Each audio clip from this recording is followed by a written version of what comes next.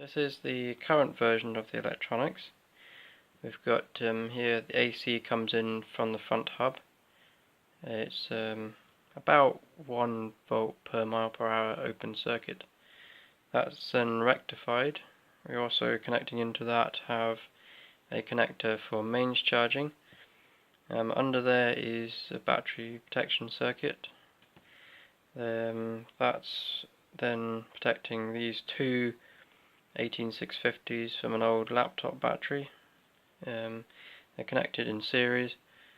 The supply from that then comes out through a switch to this 5 or 6 volt high current supply for the servo, and also feeds into the Arduino's V-in pin. Then we've got, this is the 9-pin connector that connects to the bicycle. We've got high current 5 volts for the servo. We've got the PWM for the servo, which comes from D9. We've also got the analog in to A0. That's from the handlebars, either a potentiometer or a buttons like I've got now. It's the voltage coming in depends on which button is pressed. We also then have the front derailleur reed switch, the high current ground for the servo, and just to make sure everything's well grounded, there's another ground.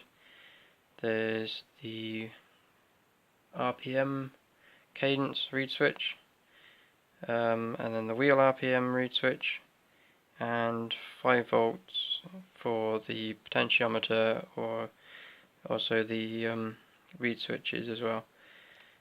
These are the pull down resistors for the reed switches. That's the third one there. We have the voltage divider for the battery voltage that feeds into A7.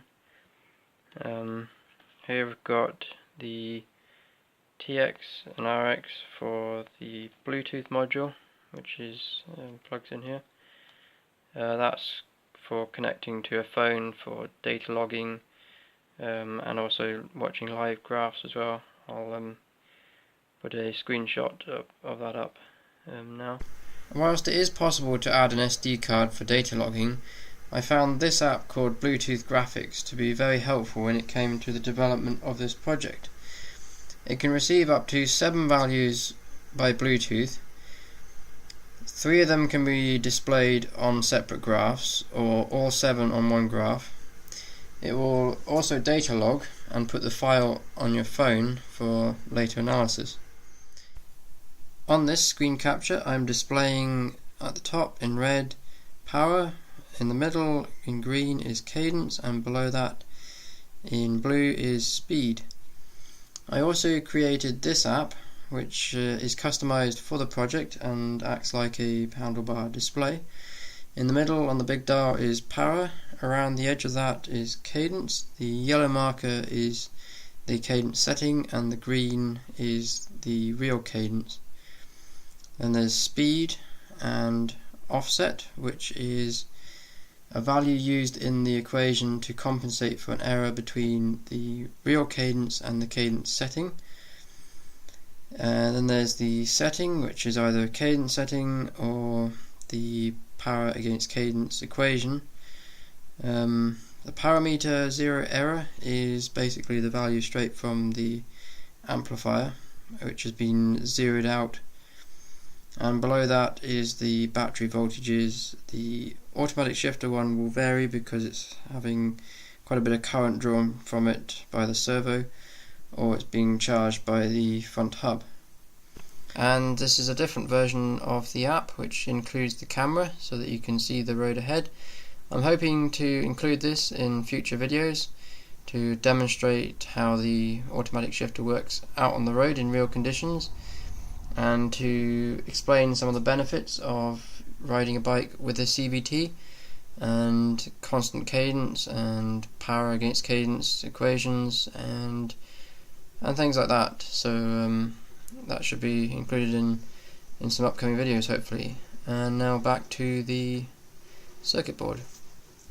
We've also got the NRF24 LO1 module, which connects to the power meter. That's also unplugs, and so does the Arduino, which is useful for switching between different programmed ones. If you change the hub, for example, it saves having to reprogram the Arduino. So yeah, that's the board. Not the best soldering or arrangement of the components, but it's a lot better than I used to have. So this is the original electronics. It's based on a massive 3-cell LiPo from one of those car jump starters. It's also got a massive, probably rather inefficient 5-volt supply as well for the servo. On the top there, as a later addition, when I got the front hub, there's a rather oversized rectifier as well. Got the same 9-pin connector that I still use now. The Arduino plugs into a socket made of old ribbon cables from old computers.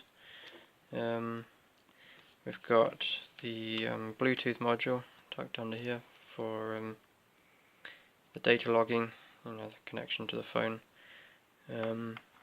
Yeah, I used to stack a SD card module as well under there for data logging in the early days, but yeah, now I use Bluetooth for that. So yeah, that's that.